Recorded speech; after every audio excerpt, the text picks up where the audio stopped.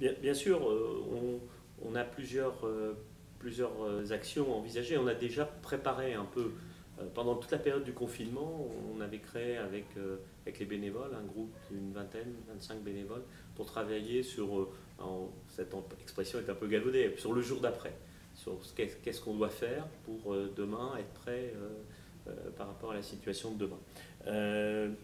Premièrement, c'est de travailler sur notre notoriété. Parce que ce qui est important, c'est pas de la notoriété en soi de l'association, c'est qu'à partir du moment où notre notoriété est bonne, les entrepreneurs nous connaissent et tapent à la porte. Parce que comme on a déjà eu l'occasion de le dire, mais les entrepreneurs doivent faire la démarche eux-mêmes de venir taper à la porte de 60 000 rebonds.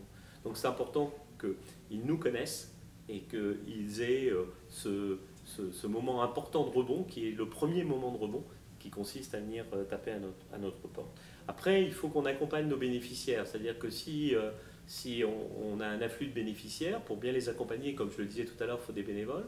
Pour avoir des bénévoles, il faut avoir des fonctions support qui sont en appui des bénévoles. Parce qu'on ne peut pas non plus, en plus de l'accompagnement, je dirais, au quotidien des bénéficiaires, demander aux bénévoles de prendre en charge d'autres choses au sein de l'association, des questions d'organisation, de logistique et autres. Donc on a un vrai besoin aussi de renforcer notre équipe en permanent là-dessus. Et le dernier point, c'est vraiment de travailler sur tout ce qui est communication, hein, à la fois pour asseoir notre notoriété et aussi communication interne pour accompagner et aider les bénévoles à bien comprendre le mode de fonctionnement et qu'il y ait du partage d'informations entre bénévoles.